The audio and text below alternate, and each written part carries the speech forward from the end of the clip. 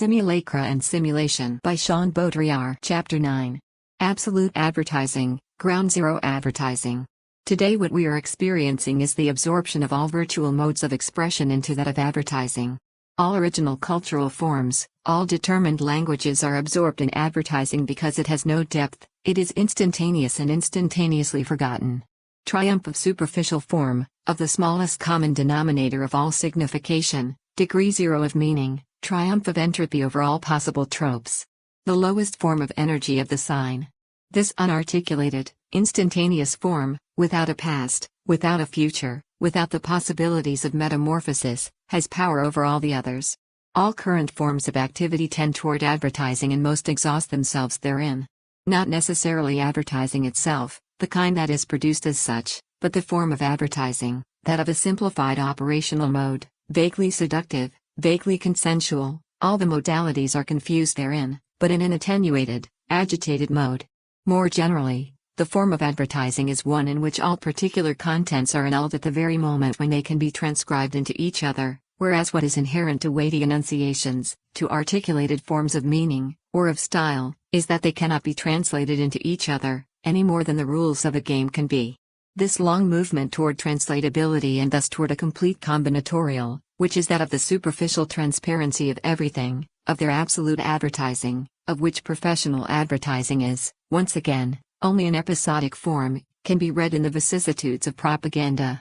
The whole scope of advertising and propaganda comes from the October Revolution and the market crash of 1929. Both languages of the masses, issuing from the mass production of ideas, or commodities, their registers, separate at first, progressively converge. Propaganda becomes the marketing and merchandising of idea forces, of political men and parties with their trademark image. Propaganda approaches advertising as it would the vehicular model of the only great and veritable idea force of this competing society, the commodity and the mark. This convergence defines a society ours in which there is no longer any difference between the economic and the political, because the same language reigns in both, from one end to the other, a society therefore where the political economy, literally speaking, is finally fully realized. That is to say, dissolved as a specific power, as an historical mode of social contradiction, resolute, absorbed in a language without contradictions, like a dream, because traversed by purely superficial intensities. A subsequent stage is crossed once the very language of the social, after that of the political, becomes confused with this fascinating solicitation of an agitated language, once the social turns itself into advertising, turns itself over to the popular vote by trying to impose its trademark image. From the historical destiny that it was, the social itself fell to the level of a collective enterprise securing its publicity on every level. See what surplus value of the social each advertisement tries to produce, verben, advertise, the solicitation of the social everywhere, present on walls, in the hot and bloodless voices of female radio announcers, in the accents of the soundtrack and in the multiple tonalities of the image track that is played everywhere before our eyes.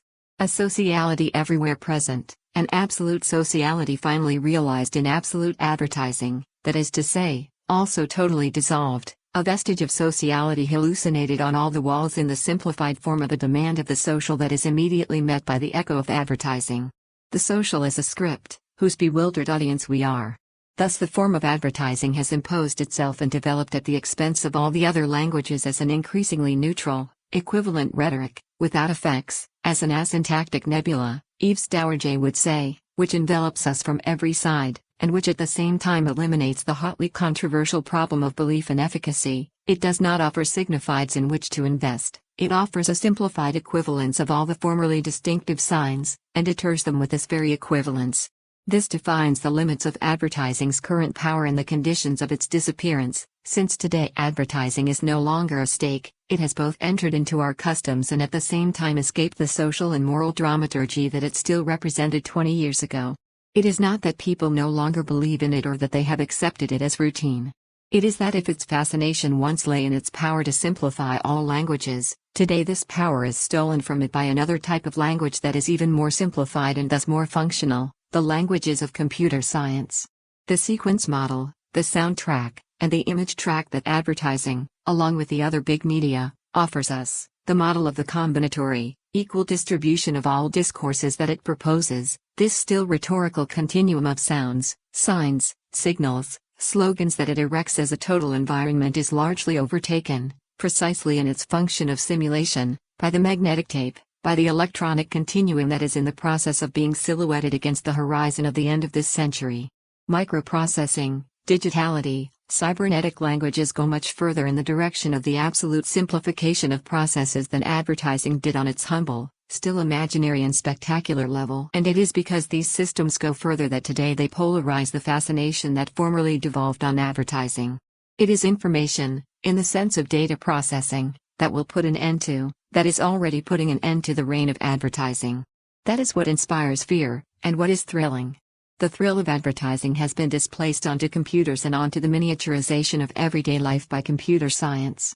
The anticipatory illustration of this transformation was Philip K. Dick's papilla, that transistorized advertising implant, a sort of broadcasting leech, an electronic parasite that attaches itself to the body and that is very hard to get rid of.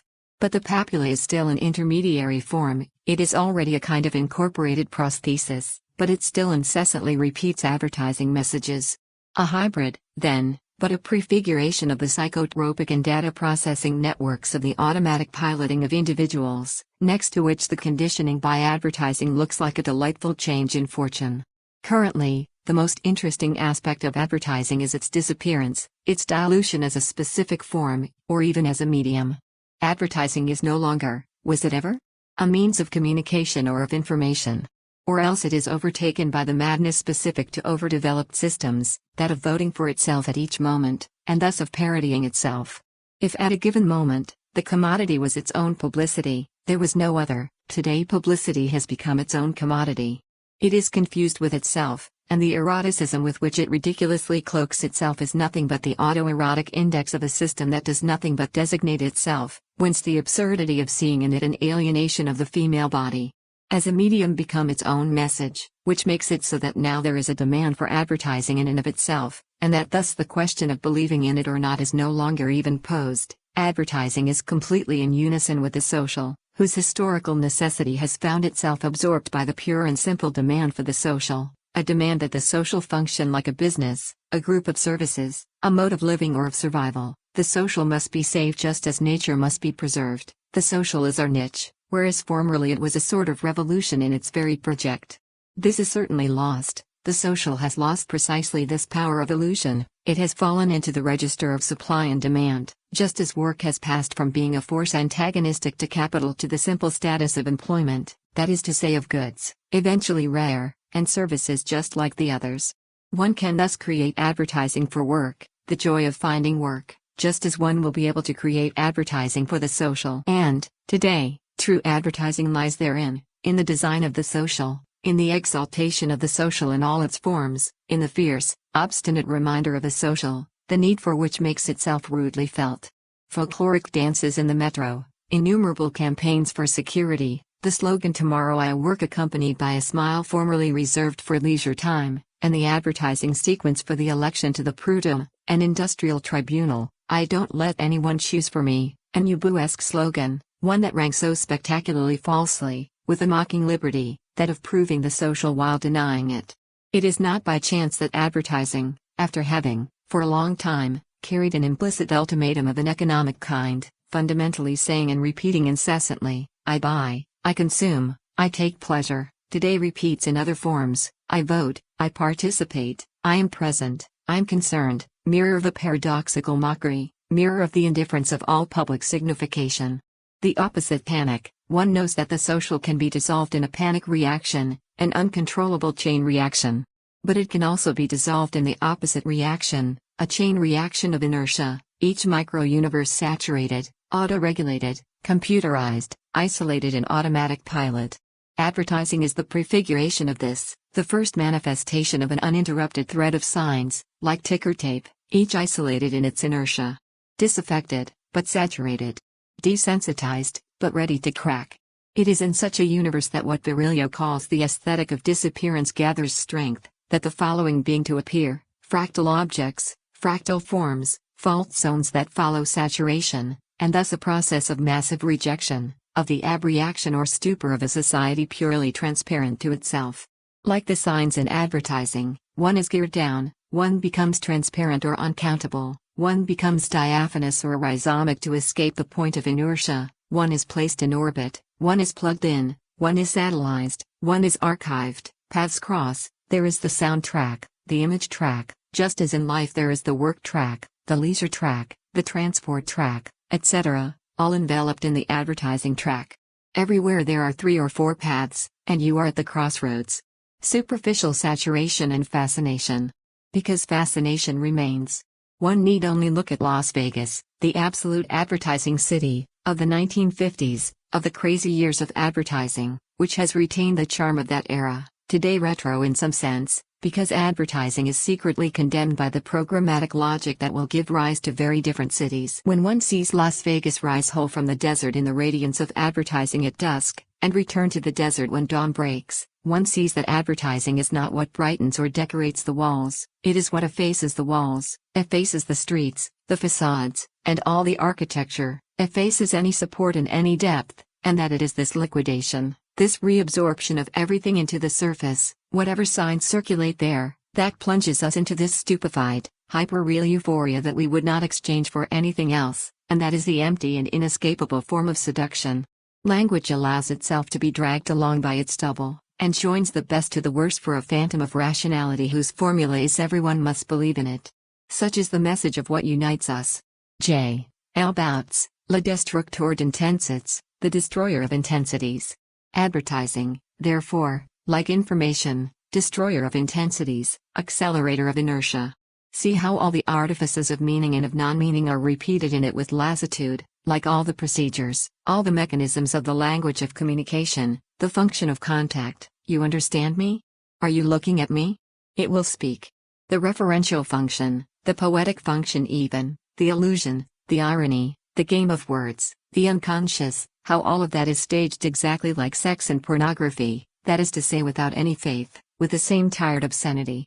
That is why, now, it is useless to analyze advertising as language, because something else is happening there, a doubling of language, and also of images, to which neither linguistics nor semiology correspond, because they function on the veritable operation of meaning, without the slightest suspicion of this caricatural exorbitance of all the functions of language, this opening onto an immense field of the mockery of signs, consumed as one says in their mockery, for their mockery and the collective spectacle of their game without stakes, just as porno is a hypertrophied fiction of sex consumed in its mockery, for its mockery, a collective spectacle of the inanity of sex in its Baroque assumption. It was the Baroque that invented this triumphal mockery of stucco, fixing the disappearance of the religious in the orgasm of statues. Where is the golden age of the advertising project? The exaltation of an object by an image, the exaltation of buying and of consumption through the sumptuary spending of advertising? Whatever the subjugation of publicity to the management of capital, but this aspect of the question, that of the social and economic impact of publicity, always remains unresolved and fundamentally insoluble. It always had more than a subjugated function. It was a mirror held out to the universe of political economy and of the commodity. It was for a moment their glory is imaginary, that of a torn-up world, but an expanding one. But the universe of the commodity is no longer this one, it is a world both saturated and in involution. In one blow, it lost both its triumphal imaginary, and, from the mirror stage, it passed in some sense to the stage of mourning. There is no longer a staging of the commodity, there is only its obscene and empty form. And advertising is the illustration of this saturated and empty form. That is why advertising no longer has a territory. Its recoverable forms no longer have any meaning. The Forum des Halles, for example, is a gigantic advertising unit, an operation of publicitude. It is not the advertising of a particular person, of any firm. The Forum also does not have the status of a veritable mall or architectural whole, any more than Bourg is, in the end, a cultural center. These strange objects, these super gadgets simply demonstrate that our social monumentality has become advertising. And it is something like the Forum that best illustrates what advertising has become, what the public domain has become. The commodity is buried, like information is in archives, like archives are in bunkers, like missiles are in atomic silos. Gone the happy and displayed commodity, now that it flees the sun, and suddenly it is like a man who has lost his shadow. Thus the Forum des Halles closely resembles a funeral home, the funereal luxury of a commodity buried, transparent, in a black sun. Sarcophagus of the commodity. Everything there is sepulchral, white, black, salmon marble. A bunker case in deep, snobbish, dull black mineral underground space. Total absence of fluids, there is no longer even a liquid gadget like the veil of water at Parley 2, footnote 1, which at least fooled the eye. Here not even an amusing subterfuge, only pretentious mourning is staged. The only amusing idea in the whole thing is precisely the human and his shadow who walk in trompe-l'oeil on the vertical dais of concrete, a gigantic, beautiful grey, open-air canvas, serving as a frame to the trompe-l'oeil. This wall lives without having wished to, in contrast to the family vault of haute couture and pret-a-porter that constitutes the forum. This shadow is beautiful because it is an illusion in contrast to the inferior world that has lost its shadow. All that one could hope for, once this sacred space was open to the public, and for fear that pollution, as in the Lascaux caves, cause it to deteriorate irremediably, think of the waves of people from the Ruhr, footnote 2, was that it be immediately closed off to circulation and covered with a definitive shroud in order to keep this testimony to a civilization that has arrived, after having passed the stage of the apogee, at the stage of the hypogee, of the commodity, intact. There is a fresco here that traces the long route traversed, starting with the man of Toteville passing through Marx and Einstein to arrive at Dorothy Biss. Why not save this fresco from decomposition? Later the speleologists will rediscover it, at the same time that they discover a culture that chose to bury itself in order to definitively escape its own shadow, to bury its seductions and its artifices as if it were already consecrating them to another world. Footnotes. Footnote 1. Parley 2 is a mall that was built in the 1970s on the outskirts of Paris. Trans. Footnote 2. The Ruhr is a high-speed, underground commuter train. Trans. End of